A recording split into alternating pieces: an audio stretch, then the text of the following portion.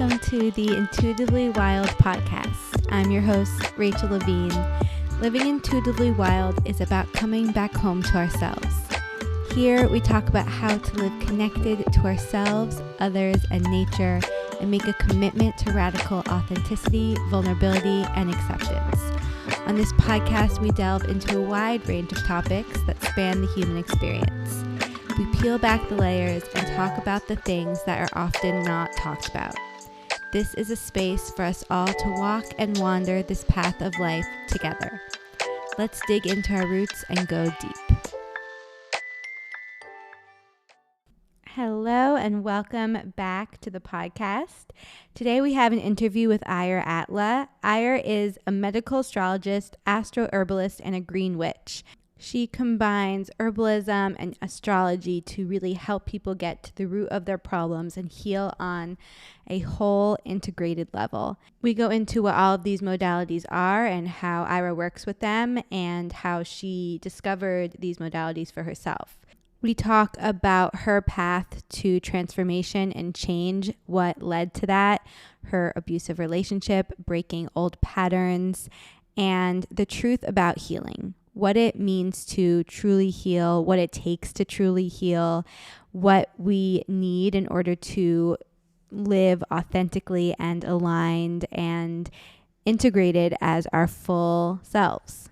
We talk about the importance of knowing yourself and understanding yourself and trusting yourself, and why listening to your symptoms, listening to your body and your emotions and your intuition are the only way forward to true healing.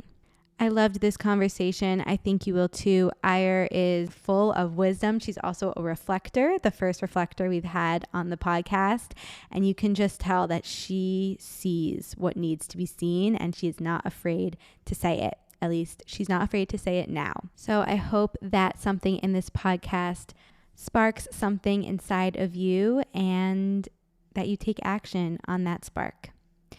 I hope you enjoy this one. What is something you wish people knew about you that you don't think many do? I think people think I'm less emotional than I am because when I'm not with my people that I feel safe with, I'm very stoic and have like a wall up around me. And so I think people think I'm kind of impenetrable. I'm not, but it's just that I have 5 planets in Scorpio on top of being a reflector in human design. And so I think a lot of that is like a safety mechanism in a way to keep other people's energies away from me. So I think a lot of people, I've been told that before, that I come off as like not as emotional as people think that I am, or that things don't bother me like they actually really do. Things bother me deeply. I just don't always have the luxury of feeling safe to share that in that moment. Does that make sense? It absolutely makes sense. I actually relate to that a lot. I have a Scorpio rising and a Virgo moon. And I feel like those two things combined, it makes me want to put up a wall and a persona, not to be fake or inauthentic, but more to as a protection mechanism and kind of observing the world and seeing if it can handle the emotions I'm feeling. Does that resonate with you? It does, because like I feel like sometimes like maybe my emotional response would be like too much for that person, and then they're going to not handle it in a way that I would appreciate, I guess. Yeah, so that totally makes sense too. My youngest daughter is a Virgo rising, and she's very much the same way. She doesn't like to, come out of that shell unless she's safe with someone too. So I get that. Mm-hmm. Yeah, I feel like maybe this is just me because I have a lot of Virgo and Scorpio placements, but I feel like there's a lot of similarities between Virgos and Scorpios in some ways. They're the same sign on 2 different sides of the coin. So they're very similar signs in that way. But with the one's the earth, obviously Virgo, and the other one's the water. And so, but they are literally like the same sign, just on opposite sides of the coin. So Virgos come across as much more like stoic to a lot of people, or sometimes even like, oh, what's the word I'm looking for? Really like emotionalist, like Spock, right? But it's not because they're not full of emotion. They just need a safe place to express those emotions. Whereas Scorpio is very similar. They need a safe person, but they'll take all of that and instead of letting it bounce off of them like Virgos will, they'll hold it inside and they'll internalize it until they like explode one day of like anger or something, right? So Mm-hmm. Virgos are better at letting things bounce off of them a lot of times, whereas Scorpios like hold on to that and take it as like a personal attack, like, oh my God, they don't like me or they're mean to me or whatever, right? We hold on to that and like totally, make our whole our whole thing about like all this hurt that happened to us. So it's easier in some ways, I think, for Virgos to let go of things, but not always. It depends on what other placements they have as well. Mm-hmm. Yeah. And how do you, because so much of the world talks about our sun sign, and then some people say that your rising sign is even more important. So where do you stand in that regard?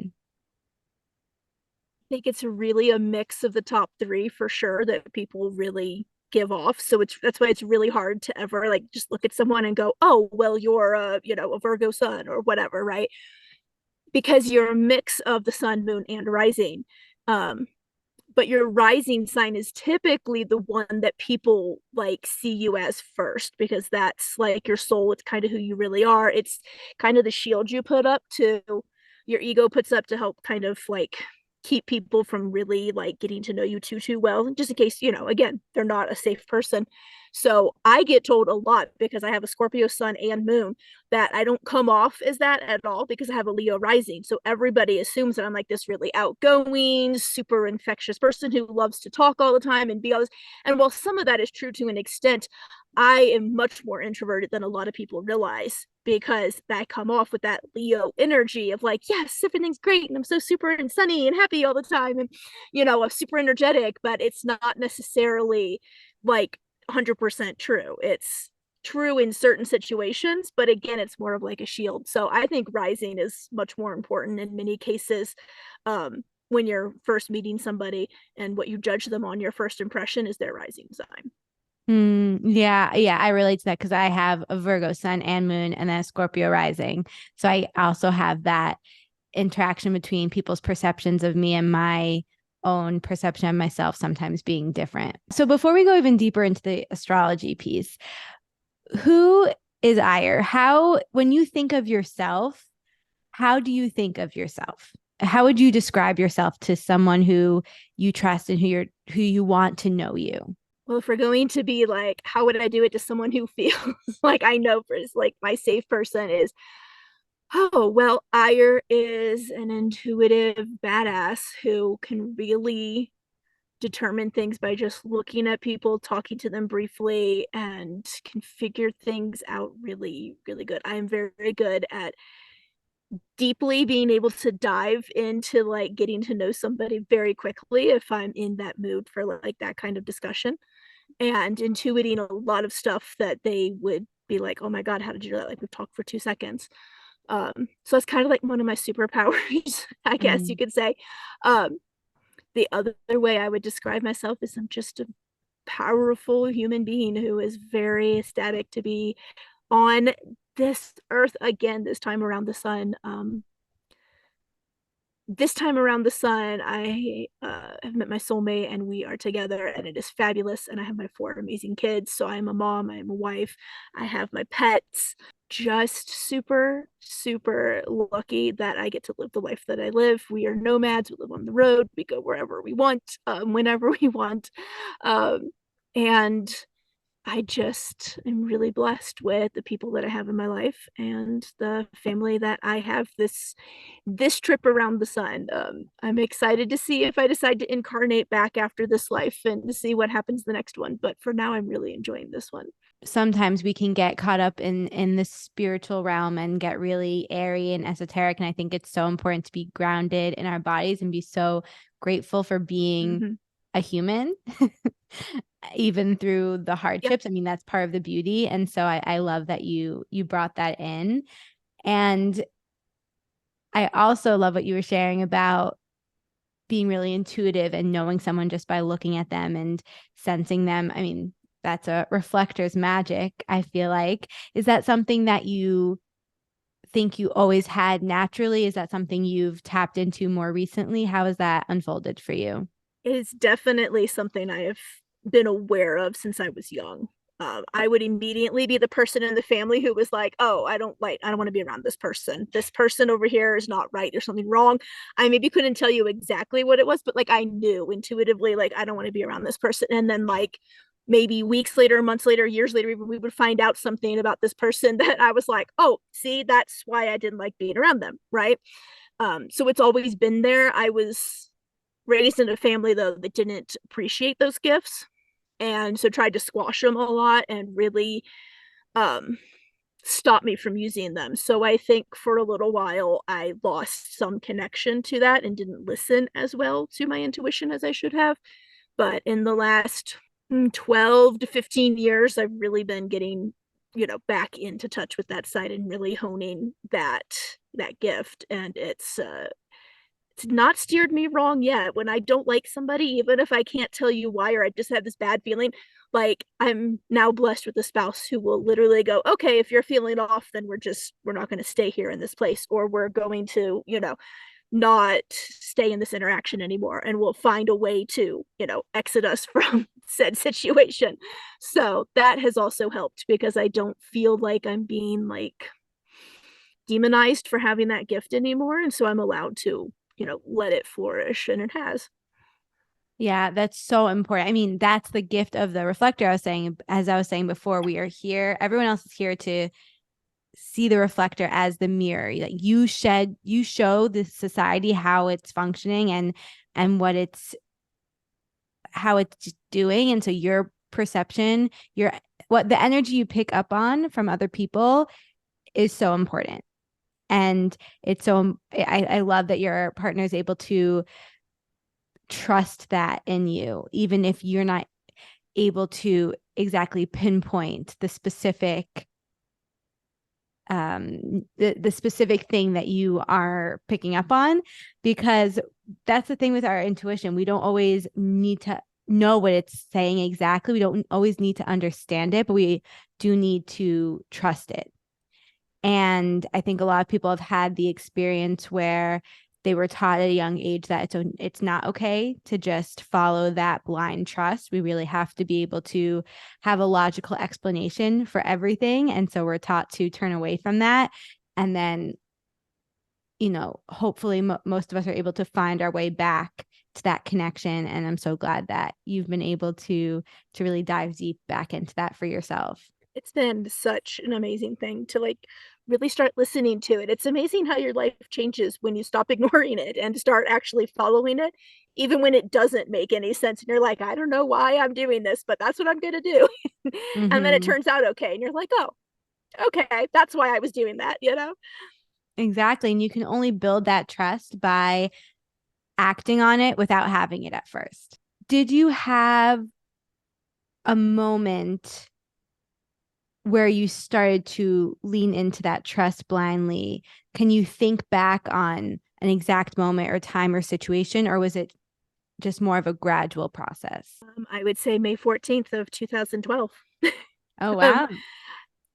I remember it clearly because it was the day that my youngest daughter was born, and I died during that birth. And I remember being in a space that, while very dark, was very loving. Like I felt surrounded by unconditional love, and like there was a presence there who just wanted me to be there, but then didn't want me to be there. Like they knew it wasn't my time, so they were supporting me while I was there, but like they weren't keeping me, right? But I felt like that absolute unconditional love. And then when I came back from that, and they, brought me back to this world for as long as I'm meant to be here, I remember being in the hospital room, and I'm just like, I felt this connection to whatever that was. And I didn't know what it was at the time, and I've since figured that out, but I just knew that whatever that presence was, they wanted the best for me, and I needed to like really start going down that path of listening to them and letting that side of me come out. And so ever since then, it's been a much better life since I started actually, listening to that intuition and my spirit guides and getting in touch with all of that side of me too, and not ignoring it any longer. Wow. And what was that integration process like when you come back to being in this body, in this life, and you have this realization that it's time to live differently? Was it an easeful transition to a No, new way of being, or was there kind of a push and pull there? no, it was not easy at all. It was also my Saturn return. Mm. So I was learning a lot of hard lessons at the same time. So in this time frame, I had a baby. I died and was brought back. We had a really rough start to birth, thanks to that, right? Her start Earth side was not ideal. Um, I realized that um, I was meant for more, so it was like kind of changing up everything. I went back to school, got a degree in herbalism because I was like, I'm tired of the medical field and I want to do something that's actually helping people. So I did that. I was having a lot of issues with my now ex-husband, and I always constantly being at each other's throats and things. Realized I was in a very toxic relationship, which ended up being actually less than toxic, more abusive, and really was like, no, I got to get out of this. So started the divorce process while going through a bunch of craziness with that. It was not an easy divorce. He did not want to let me leave. And so there was a lot of struggle in that and a lot of money put out for lawyers and all of stuff to finally make a break and get away. I had moved out of where we were and I was living in a really rough place because it was the only place that I could afford at that moment in time with my baby. So it was a very unsafe kind of living situation, to be fair. Though to be honest, I felt safer there than I had in the house that I had lived with my husband because he was so unstable all the time. You just never knew what to expect, you know? And so it felt safe being in a place, even with gunshots all around us, because at least it was mine and there was no one else inside the house that was also, adding to the turmoil. And so I did that. I ended up starting my own business. I changed career. I mean, I just like, there was so much like over that 3 to 4 like year period in there, it was absolutely insane. Um, and I really, for a while there, didn't think I was going to make it out of that. I thought this was going to be my life forever. It was going to be full of drama and turmoil and learning to set boundaries and just like it was going to be crazy. And I was just like, I'm not okay with that. I don't want this to be crazy forever. So like something's got to change. And it did. But it was a long period of craziness. Which I'm glad for in many ways because it definitely, without it, I don't think I would be the person that I am today. I wouldn't be as confident in my skills. I wouldn't be as happy as I am. And I wouldn't be with the spouse that I'm with now, who's my absolute soulmate. I wouldn't have my kids. I wouldn't, you know what I mean? Like there's so many other things that I wouldn't have gotten because I wouldn't have been ready to receive what the universe was going to give me on the other side of this. Right. Wow. I mean, thank you for sharing all of that. And I can imagine that it was so crucial at that time to build that trust with your intuition. I feel like the universe brought your awareness back to your gifts to show you that you can move through this and there's something more for you here. Did you feel that your intuitive gifts helped empower you to move forward?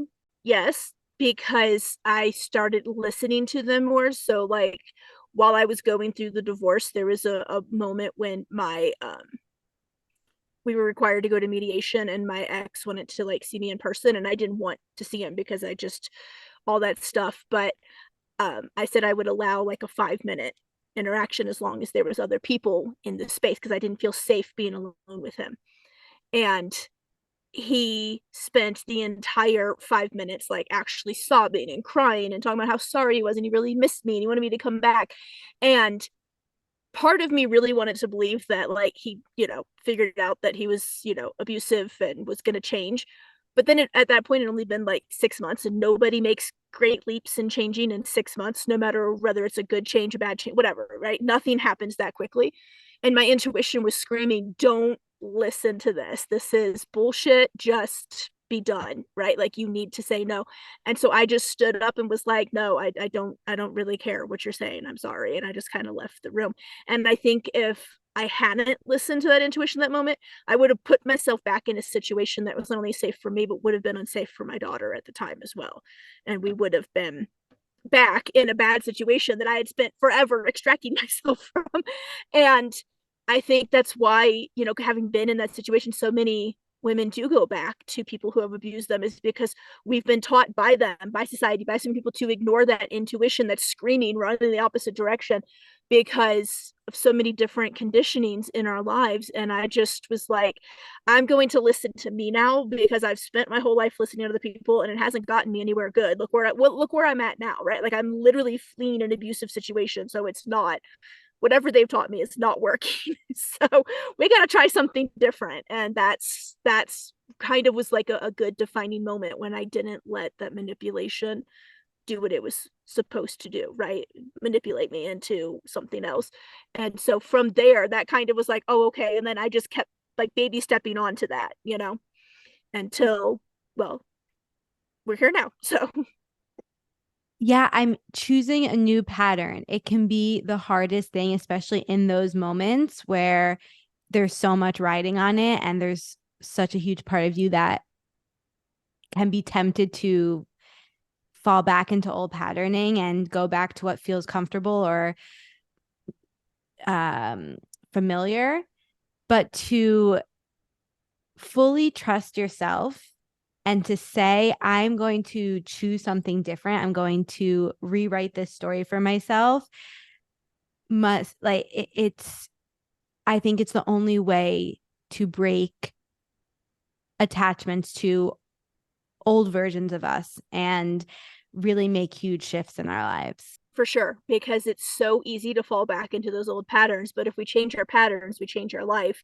And I was ready to change my life. I was tired of being stuck in the cycle. I had gone from an abusive family to um, one abusive individual that I got out of that relationship and was like, oh, never again. And then I married this guy who seemed like a normal human being until literally the day that we signed the marriage certificate. And then literally like a switch flipped. And it was like I had a whole different person. And I was like, oh, crap. And then I started realizing I'm just stuck in this same cycle. I've just gone from one abuse to another abuse to a different abuse. And I'm tired of that. I don't want to do that anymore. And then after having my daughter, especially, it was like, I can't do this anymore, because what am I teaching her? I don't want her to ever be in this position, you know? And that really kind of was also part of that propelling forward. I think if my birth had been easier with her, I don't know if I would have made that connection as soon as I did. Mm. I think having to be brought literally to death and then back again was just like, okay, okay, we can't keep doing the same thing, because look, now I have so much like things caught up inside of my body, so much trauma, that it's literally killed me. And I can't keep doing this, because one of these days it's going to lead to true death and I'm not going to come back from it. And then who's going to be with my daughter?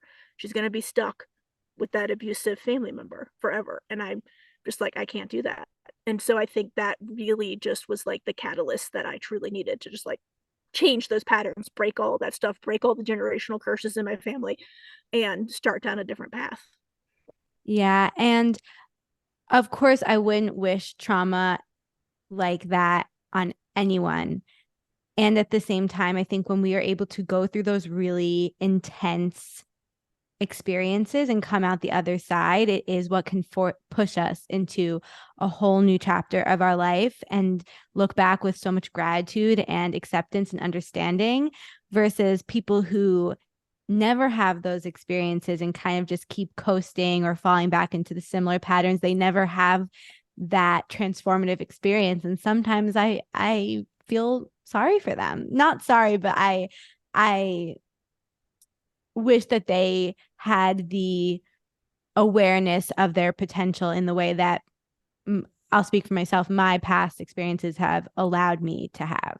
I understand that. That's how I feel too. It's not really, it's like sadness, because they're still stuck and you can see them stuck and you want to help them unstick themselves so bad. But unfortunately, everybody has to have that catalytic moment, right? Where they hit that catalyst and they can go forward. And if they're not to that point yet, nothing you say or do is going to change what you see them stuck in. And it's so, so hard, especially like myself. I am all that Scorpio energy. It's all that like healer nature. Like, I just so desperately just want to help every single person that I see and that I know I can see like the patterns that they're stuck in. And I'm like, oh my God, let me help you break those. But if they're not ready, they're not ready. And nothing you say or do is going to make them ready. And everybody has to get to that point on their own. And that is just one of the hardest things to witness as somebody who just knows you have like the answer and they just aren't ready to hear it. It's like, oh, it's so hard. Yeah, I mean, I completely agree. We both have a 5 line in our profile in human design. Combined with that Scorpio energy, I mean, I am always wanting to help others, and I see the ways that they can help themselves and wanting it for them so bad. And we can't make other people change, and we can't decide when this change is going to happen and how everyone has to walk their own path. And of course, we're always supporting each other and helping each other and impacting each other, and that can affect their timing and their path. But in the end, it's their own. And we just have to have acceptance of that. That was one of the hardest things, I think, for me when I went to nursing school and I got out and I'm young and stupid still and, full of that. I can change everybody. I'm going to change the world by doing this. And seeing these same people come back over and over and over and over again for the exact same things that they refuse to take responsibility for or help themselves in any way. And I was just like, okay, I guess I'm not changing anything. And it just didn't get any better over all the years that I was in that field. And so that's part of the reason why I quit. Is like I'm not feeling like I'm actually helping people. They're all stuck in these patterns and nobody's coming out of that and nothing I'm saying is helping. So let me find a different way that maybe would work better or at least would not keep constantly having me feel like a failure all the time because like nothing I was doing was working, right? And so that's why part of the reason, not all of it, but part of the reason why I left nursing because it's just like you didn't feel like you were actually doing anything. You're just, part of the cycle. Yeah. And I think that anyone in a field of health or improvement, whether it's therapy or energy heal, like a nurse, a doctor, I think has had that experience where they've been frustrated or disappointed by what's happening with their patients. And I'm curious how you feel now working with astrology and herbalism and how that shift has changed things for you. Yeah, it's made such a difference because people come to me because they are on the cusp of like that catalyst, right? And they're looking for something different. They're searching for that change. And so I'm already working with people that are 100% more aligned with that than prior, right? They're seeking to be empowered and looking out, they're not looking outside of themselves for help anymore. They're looking to find a way to look inside and fix what's wrong inside. So that has definitely changed. Astrology helps a ton because it really does help you see who you are, how you're designed to be. Especially I do medical astrology, like how your body is designed to work, and that all those like weird little quirks and symptoms that you've had are not necessarily anything that's bad or wrong with you, or not even that you're sick. It's just how your body is designed to function.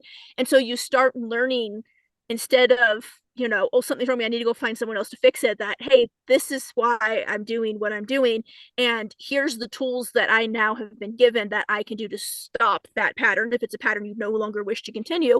Or it's something that's like, hey, this is a symptom and the symptom is telling me this, like helping you learn that language of symptoms so you can figure out what your specific body is telling you at that moment in time.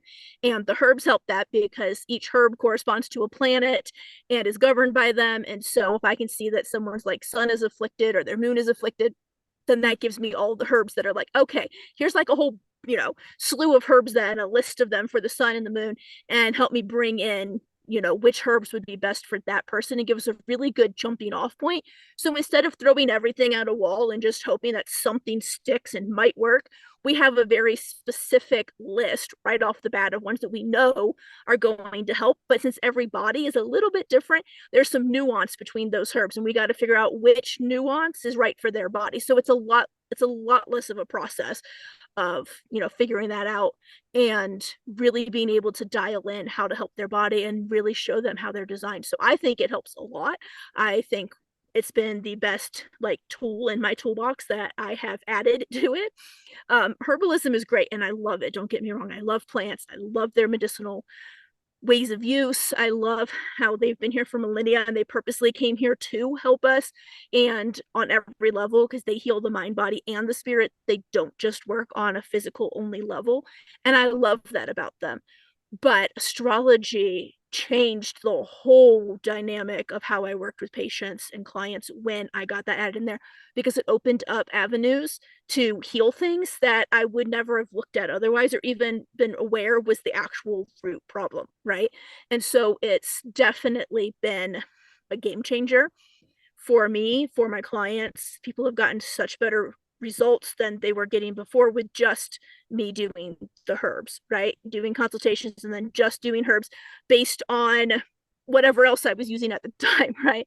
And so I think that it's a great tool. I think it really helps. I think it changes the game for so many people when you start really understanding like who you are, how you're designed to be, and you stop hating yourself for things that are just you. They're completely you, and there's nothing wrong with you being that way, acting that way, talking that way, behaving that way, anything, right? And it gives you permission to be authentically you.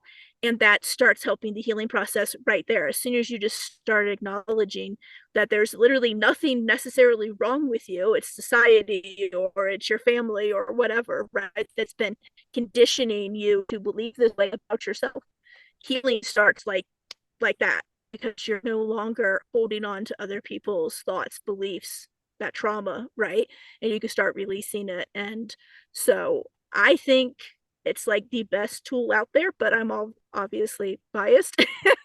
I do use human design for like my personal life and my kids. And I've done it a few times with clients that like I've looked at their, natal charts and there's just some other things that I feel might be necessary to like look at, then I'll run their human design chart as well. Um, so it's definitely a tool that I do use. I just don't use it as often as I do astrology. Mm-hmm. No, I mean, I agree with everything you're saying. I have a very similar philosophy. I guess I kind of switch human design for astrology in the way you're talking. Because I combine human design herbalism a lot, and then astrology is more a secondary thing for me. But I love astrology, and I think that knowing yourself is what leads to real change. I love what you were saying about embracing who you are and accepting who you are and not making yourself wrong for it is what can allow you to actually heal and actually take actionable steps to change what needs to be changed and transform what needs to be transformed and simply accept and embrace what needs to be accepted and embraced. And I think a lot of other modalities are missing that key aspect of self-empowerment and self-understanding. I'm curious though, so you call Yeah. yourself AstroHerbalist, and I love that. Is that a title that you created? Because I've never heard of that before. Is that something you trained in? Where did that come from? Well, it came from my mentor, Sage Popham. He teaches medical astrology, and his course for that and his program that you go through and the one-on-one stuff with him is actually called AstroHerbalism. Mm, Um, and so when I graduated from there, I was like, okay, well, I'm not really just a herbalist anymore, right? Because I'd been doing that for years. And clinical herbalist sounds well clinical, and doesn't, because it's what I was calling myself for a while, but it just felt so removed and well clinical and sterile and I didn't want to be like that. I didn't want to come across like that. And it's not who I am either. I'm not a super like clinical type person, which is I'm not even sure how I lasted in nursing as long as I did because I'm not good at following any of the stupid rules. When I finished that, I was like, oh, that actually makes sense. Astro herbalist. So there we go. That's what I am because I'm combining the astrology with the herbalism. And then I also do AstroNutrition. So I'm an AstroNutritionist as well. And so that's a big piece of how I help people heal their bodies is determining what nutritional deficits and issues they're having with certain nutrients in their bodies so that they can bring in more of those to help their bodies heal, because without the proper tools and tools for bodies are nutrients, we can't heal, right? Our body can't heal without all of those sometimes. And sometimes it's not always a physical cause like that, right? Like I've read charts and seen it's a psychosomatic cause. So it's like energy or trauma trapped in the body somewhere, or it's, something going on in there that's coming out as a physical symptom, but it's not a physical problem. changing their diet and adding is not going to do anything, right? Because that's not the problem. The problem is somewhere else. So there's always, nuances based on an individual's chart. But those are my two favorite ways to work with people, is to do the reading and then do the herbalism and the nutrition piece, and really come in with those. Just due to my Scorpio side, I also do a lot of the spiritual stuff too, because my Scorpio loves that. Likes to Mm-hmm. really be diving deep in that stuff as well. So, work a lot with like shadow work and stuff too with, my clients as needed, energy healing, things like that. So there's other things that I bring in as well, but medical astrologist is what I normally say to people because it kind of covers all of that. But when I want to get more nuanced as like specifically what I do, then yeah, it's astroherbalism and astronutrition. I did not coin the term and I wish I had because it's amazing. Yeah, well, I getting to the root of the problem is the way to truly heal. And I think the only way to do that is through a fully integrative approach, which would be mind, body, spirit. And I love that you tap into all of that as well, and that you're so passionate about all of that as well, because I think that that is the way to true lasting transformation and change, and breaking those patterns and stepping into a new version of yourself in a really aligned way. And you can't ignore one aspect of yourself to get there. And also, you can't turn to other people and just expect them to tell you exactly what to do and how to do it in order to get there either. You really have to get the tools that are right for you to support yourself through the process. That's why I like herbs so much, because they do work on like mind, body, and spirit. So um, it's not like allopathic medicine where they give it and only works on that very specific symptom that you're having, right? And then and doesn't help anything else that you're going through, and sometimes actually stops natural processes in the body. So now things are getting worse behind the scenes. So like, yeah, my anxiety is gone, but what's happening behind the scenes now, that it's not actually treating it. It's just band-aiding it. It's covering up. It's stopping a symptom, but the body speaks to us in symptoms. So when we stop it from speaking to us, this is when it leads to greater health issues, right? Because we're no longer listening. We've stopped tuning into our bodies. We've become disconnected from them. We've been treating them like we're in a battle against them. Like there's a fight between who we are and our bodies, and there's not. Your body's not a battlefield. You don't have to treat it like that, right? Like you can literally work with it instead of against it. And things work so much better when we do that. And that's why I like, the modality that I use, and that because it is a whole person approach. We go mind, body, and spirit. And so it's a completely holistic approach that takes into every part of that person's being and their, everything. Like when I do my intake for like a consultation, um, it's a 5-page intake that asks so many in-depth questions about things that people are like, are you sure you really need this? And I was like, yeah, I'm asking about this stuff because I can't help you with your whole body if I don't know the whole picture. And so it includes like, childhood traumas and things that like, happened in their past that they're like, I don't know why you need this, but it helps paint a picture of what's going on. And then their natal chart just really hones in even more specifically, right? So I can see more of like which one of those things that has happened is more of the root cause. So we can start addressing that first and then, baby step our way through whatever else needs fixed.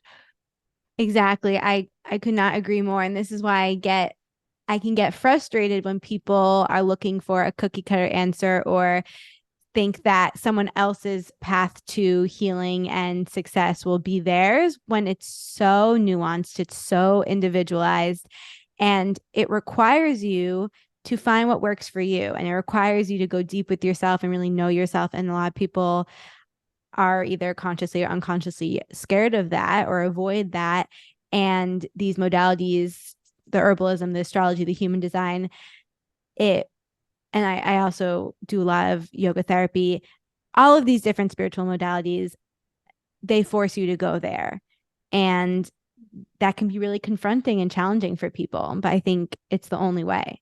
Yeah, it can be scary. And that's why I always say that it's best to work with somebody like yourself or myself, where we kind of are guide and we can hold your hand for a little bit of the way. I don't want to hold your hand forever. I am not here to be like a crutch, but I am definitely here to help show you the way, help guide you along it for a little bit, empower you to then, when we get to the end of where my line is, right, where I stop, that you feel empowered to take off on your own, and continue down that path, whatever path that may be. And so, yeah, I agree with that wholeheartedly. That's an issue that I see with a lot of modalities, is they don't take all of that into account, and people can get stuck because of that. What is something that your areas of expertise have taught you about yourself, whether it's herbalism or astrology? What is it? What is something that they have helped you embrace and accept and love or move through about yourself that you used to not understand or feel shame about or just push up against? Using my voice.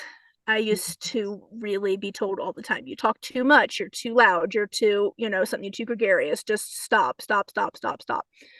And in the last few years, I've just been realizing that I've not been using that as much as I needed to. And after diving into my chart a little more and going a little deeper on looking at like that aspect and why I would be having, because I was having so many like throat issues, like literally constant like strep throat. I had one where it was lasted like 3 months and like nothing was making it go away. And it was just constant all the time. And I was like, okay, something has to be going on here. And when I went deep diving into my chart a little more and was looking more for like a placement for that and not necessarily for the physical health issues that I had been having, which was initially what drew me to medical astrology to begin with, I realized that my Chiron is in Gemini. Gemini deals with speech and the lungs and talking and whatever. Taurus rules the actual voice box, but without Gemini and the lungs being able to push air over our voice box, we can't communicate, right? And so I was like, okay, so that explains a lot, because the wounding there with Chiron is the fact that you don't feel like anybody really cares about what you have to say. And you might have been told that a lot as a child, that your voice doesn't matter, that speaking up is wrong, because A, nobody cares what you have to say, and B, you're just going to get shamed for it. So why keep trying?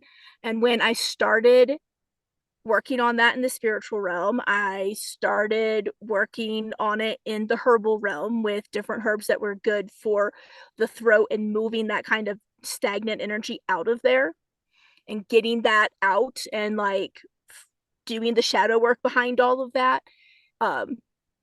I literally about a couple years into that felt led to start my podcast, and I was like, you've got to be kidding me. Like, I do not want to do a podcast. Nobody wants to hear anything I have to say, so who the fuck's going to listen to my podcast, right? Like, and then I realized that was like my shadow side talking, who was like going to try to protect me.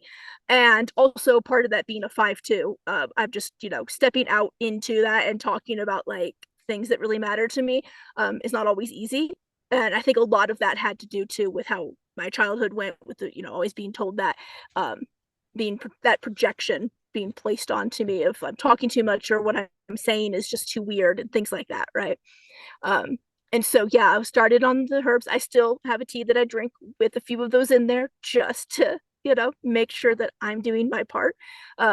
But starting the podcast, and then it was like, okay, now I need to be on video more. I need to do this. And I was like, oh my God, like my spirit guide, y'all are killing me. You're killing me. I don't want to do this. Like, stop asking me to do this stuff.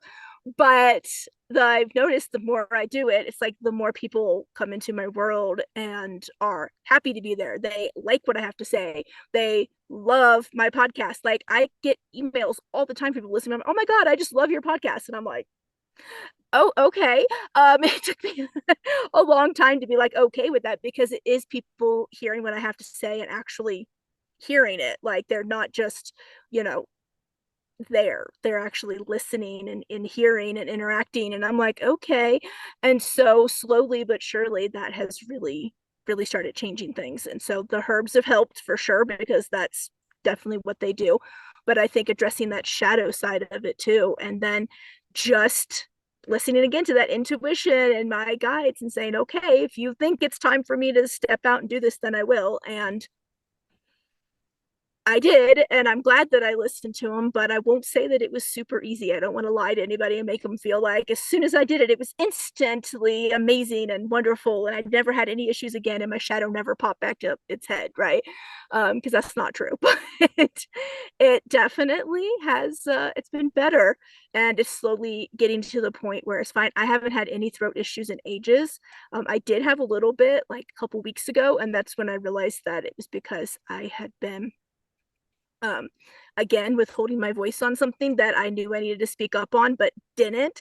And so I just went ahead and spoke up on it, and then that little bit of soreness that I was having instantly disappeared. So again, just being aware, and again being in tune with your body and coming back into it and listening to it and collaborating with it, because you're part of it and it's part of you. And if we keep ignoring each other, then that's when problems happen. If we don't communicate in any kind of relationship, what happens? That relationship gets tanked, because without communication, you don't have a relationship. And same with your body. If you stop communicating with it, it'll eventually stop communicating with you. And then that's when, issues start arising. And I realized it had been trying to communicate to me and I'd been ignoring it. So Yeah, so powerful. And it's so true. We are taught to shut off our intuition. We are taught to not trust our body. We are taught to just think logically and intellectualize everything. And so it's no wonder that we feel so disconnected from our body and our emotions and our intuition, because we are told to shut those connections down over and over and over again. And that's, I think that's at the root of a lot of our issues right now. And it's about making the decision to form those relationships again. And often, in order to align with our truest selves, our most authentic selves, it requires us to do the thing we want to do the least, or the thing we are most afraid of, or have the most shame around, or feel the most anxiety about. It requires us to walk through that. And it's so uncomfortable. It's very challenging. It's not a straight linear path, but it's the only way to be your most authentic aligned self. And I've found that to be true time and time again. same. The things that are the hardest to do are usually the things that we need to do the most. Um, those are the things that are literally usually like at the root of whatever is going on that's caused us to seek out assistance with whatever we're, seeking out assistance with. And when you can address those, it changes so much, but it's definitely not easy, which is why sometimes it is important to find someone who can help like facilitate that, right? And can be there to like guide you through things and talk you through it and kind of hold your hand a little bit at the beginning while you address some of this stuff, and then slowly but surely start feeling more in control of your body again, and like you belong back to it and you get empowered and you can start taking those steps by yourself, because it's not easy to do this stuff alone. Some of us like to do it alone, and we're maybe good enough at it that we can power through that, and we're that stage where things get worse before they get better as you're healing things, and you're able to power through that. Not everybody can do that. I don't know too many people who can get to that stage and then just not quit, that just go, oh, it's getting too hard, and they quit. It's so much nicer to have at least somebody there who can be like, oh no, this is normal. I've been there. I've done that. I know it. Everybody else goes through it. Come on, you can do it. And like, be that cheerleader that you need to like get through that little rough patch that always comes up at the beginning and keep moving forward. Otherwise, you'll be forever stuck in that beginning stages of healing that never goes anywhere, because as soon as the going gets tough, you stop, because you're just like, you get overwhelmed, your nervous system gets deregulated, you're like, this can't be right, like things shouldn't be getting worse, I'm doing all the right things. But as our bodies start healing, they start pushing things out of them, more and more things out that aren't supposed to be there. And so it can feel like so much is hitting you at once, and it can be rough, but it's so worth it when you get through that rough patch. Yeah, we're definitely not meant to do it alone. And having someone to remind us just to keep coming back to center and keep trusting ourselves and to keep going can be everything. And from someone who has tried to do everything by myself, I can attest to the fact that you can't. It's so important to find people who you trust, who you can turn to, who can support you. That's that Speak Virgo in you, though. Yeah. And then Virgo sun and moon. Virgo's always like, I can do it by myself. I got a plan. I'm good. I can step it all by myself. And then they get halfway into it, are like, oh crap. Yes, exactly. Speaking of using your voice, what is something you wish people talked about more, or that you wish you were able to talk about more, or that you're starting to learn how to talk about more easily? I think just like healing in general, we don't hear people talking about like the truth of healing and how messy it is a lot of times. We have these people who are, they're like, they're some spiritual guru or whatever. They come on, they're like, oh, yes, I had this terrible childhood and now I've done this and I took these 3 easy steps that now you can take too. And they gloss over like the fact that from point A to point B was a lot of time. B was messy as fuck and had a lot of detours, side quests, all these things that happened along the way. And a lot of things that were not great, that had a lot of setbacks. They took 3 steps forward and 6 steps back multiple times. And then they got to where they are, right? And they gloss over that and they're just like, oh, if you just follow my 3 easy steps, you can too have peace and enlightenment. And that's not true. And it's not true at all. And I wish that those of us that worked in this sector, not all of us, there's many of us that are very honest about it, but then we get looked at like we're the crazy ones because, oh my God, how can you say that? Because it's true. Like, it was not an easy journey for me to get to where you see me now. And why you're coming to work with me is because you see where I am and you're like, oh, I want to be there too. You're not going to get there in 3 easy steps. I wish that was the case, because hell, I would have taken that path, right? I think we all would have, but it's not linear. It's a wire. It's a tangled mess of like the Christmas lights. You get them out every year. You put them away so nice, but when you get them out, they're a tangled mess no matter what they've done, but sit in the attic all year. That's healing. It looks like that tangled mess of Christmas lights, and eventually you get out to the other side. And so I just really wish people would be more honest. I just honesty in like everything in this sector about spirituality. It's not easy. And your spirituality is not going to look like my spirituality. And my practices are never going to look like yours. And you don't need all of those like crazy aesthetics to be spiritual. I don't need an altar with 7,000 things on it and 50 different candles and all these different tools. You are the power. You are the energy. You set the intention. You do it. You don't need all those other things. They're good. They look nice. They're great for other people. But that's the Instagram aesthetic. You don't need that. You have everything you need inside of you to heal yourself and power through this with some guidance and a community to help you along the way, because we all need support. Everybody does. And I still need support sometimes. I'm where I am now because I have such a supportive network around me still. And I just wish we were allowed to be that honest about it and not get like burned at the stake about it. You are preaching to the choir. It's one reason I had to take a step back from some of the spiritual communities I was a part of, and also social media in general, because oh yes, it really bothers me. It really lights my fire, the way that people present healing and present spirituality and present this path, because it usually is not the truth. None of it is cookie cutter. None of it is picture perfect, and healing is not aesthetic. It is not like, it is messy, it is heartbreaking, it is challenging, and there is no clear cut path. I think that just speaks to everything we've been talking about finding your path and understanding yourself and trusting yourself and knowing who you need to turn to support you. This is a huge thing for me too. So I'm glad you brought this up. It annoys the ever loving life out of me that so many people just gloss over so much of that. Or they take a modality like you and I use, human design, astrology, and they bastardize it into some system that works on feeding into people's fears about never healing, and using that information then to like keep them locked in their world, so they keep paying them more and more money to get just the next little phase of things that they want to. Now you can definitely heal because of it. And it's like they turn it into something that it's not, and it drives me insane. And I'm with you. I don't spend a ton of time on social media because of the same thing. Every time I see them, I'm like, oh my God. Mm-hmm. I want to like scream out on their post about, how crazy they're acting and this is not true and you're like lying to people.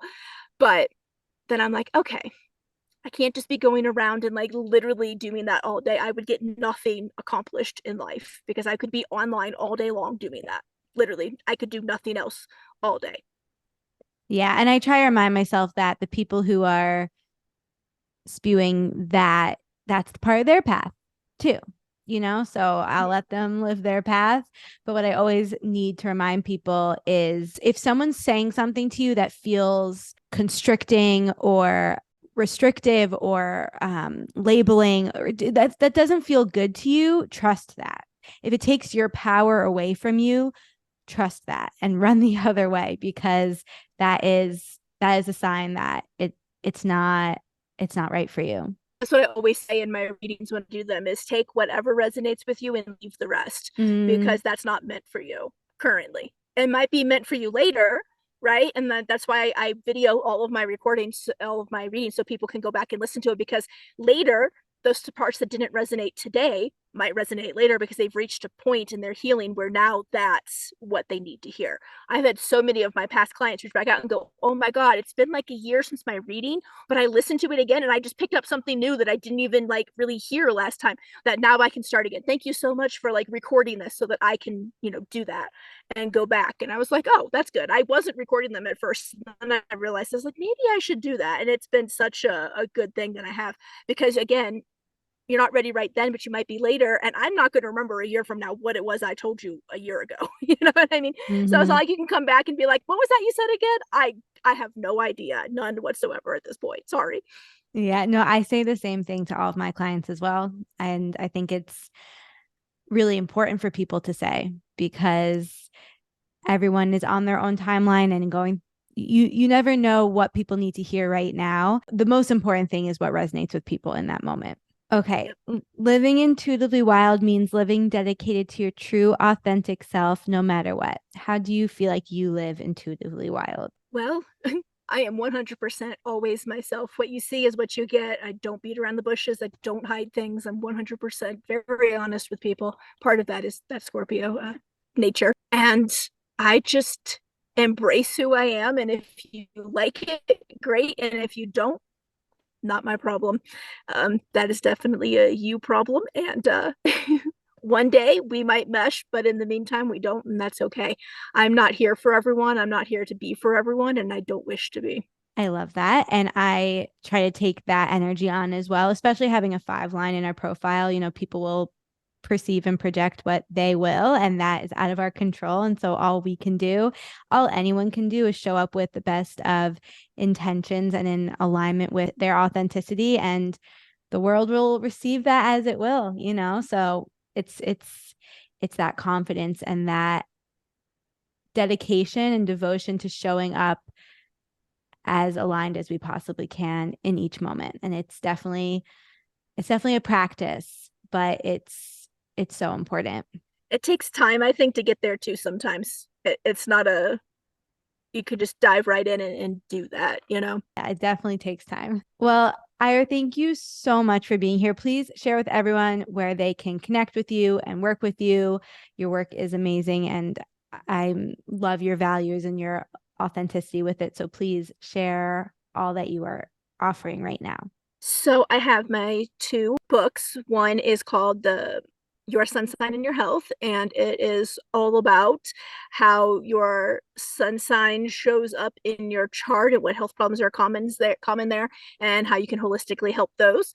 Um, that is available for download on my website. I also have another one called Hormone Balance through AstroNutrition, which shows how the planets affect our hormones and affect the nutrition then as well. And the number one cause of hormonal imbalances is nutritional deficits somewhere in the body. So this can help you start correcting those. And those are both free to download on my website and use as you will and take those for what they're worth. I also have my Astro Aligned Kitchen program. This helps you see how your metabolism is designed to work via your natal chart and how your body works with that so that you can learn to nourish it effectively for you and kick diet culture to the curb, because fuck starving ourselves anymore and going for an aesthetic that our body is not designed to look like. Everybody's body is designed to look a certain way based on their cosmic blueprint. And You just may never reach that, model perfect look that you're going for. And that's okay because you're not designed to. And this gives you the permission to be your authentic self completely, including your body. And then at the end, we help you set up your kitchen so that you have everything in it that you need so you can nourish your body properly and not have to get too overwhelmed with that. So that is available also. You can go to my website and purchase that through there. I have my one-to-one workings with me as well, where you can come and we do a reading and a consultation, and we really deep dive into what's going on and help you figure that out, enact a plan. And then I am there as your guide, your teacher, and your empowerment coach along the way to get you feeling better and help you take the steps that you need to fly at the end of it when Mama Bird here kicks you out of the nest. And those are 3 or 6 month long programs that we work together one-to-one on, and have great success with getting you feeling better and feeling like you're empowered to move out on your own and do your own thing. You can find all of those at my website, which is atlaastrology.com. Is there anything else that you feel called to share before we say goodbye for now? You are perfectly and wonderfully designed, and don't ever forget that. Thank you so much for joining me on this episode of Intuitively Wild, the podcast. I hope it helped deepen your connection to yourself, sparked some insights, and inspired you to live intuitively wild. If you enjoyed this podcast, it would mean so much to me if you would share it with others and leave a rating and review. And please reach out to me. I would love to connect with you. I will see you next time for more magic.